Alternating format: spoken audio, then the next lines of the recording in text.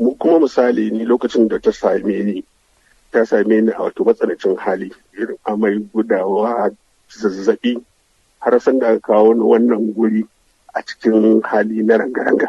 Na zo har na shiga ICU. Wannan cuta gaskiya ce idan aka yi rashin sa'a ta haɗu da wani larura a jiki, to in ta rike mutum to lallai tana tsananta kwarai da gaske.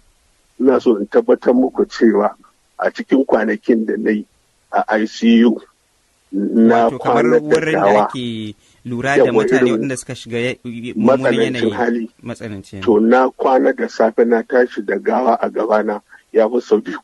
Amma alhamdulillah ni harin da nake ciki yanzu na fito daga wannan matsanancin hali na inda wani lokaci ma sai an taimaka maka da iskar da za ka shaka.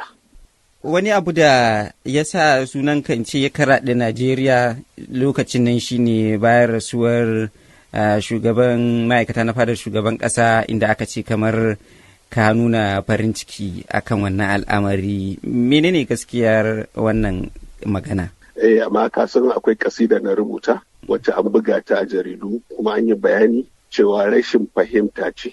Wato abin da a lokacin ne magana akai shine shi Abba Kyari a matsayinsa na babban ma'aikaci, kuma Allah Ubangiji ya ɗauransa a cikin irin wannan hali na annoba.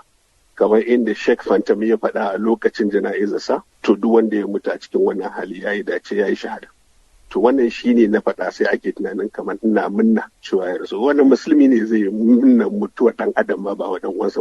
To ai kamar kila in aka lura da yadda aka ga kana ta jere waɗannan bayanai da ka dinga yi a shafin Facebook. Bayanin na biyun shine shi matsalolin da ke tattare da ofishin shine muke ba da shawara don mun daɗe muna bayani akan tsari na demokuraɗiyya.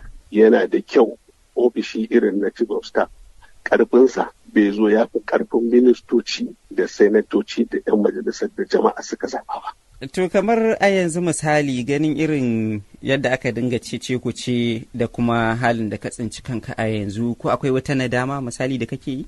Ai duk ɗan adam in ya shiga wani hali to ya kamata ya ja baya ya yi ko darasi. Akwai darasussuka kwarai da gaske da na koya, wasu na darasin siyasa, wasu na ma'amala, wasu kuma na rayuwar zamantakewa gaba ɗaya, wani kuma tsakani ma da mahalicci. Ku kasance da mu a koda yaushe ta hanyar danna subscribe, sannan ku danna alamar ƙararrawa. Mun gode.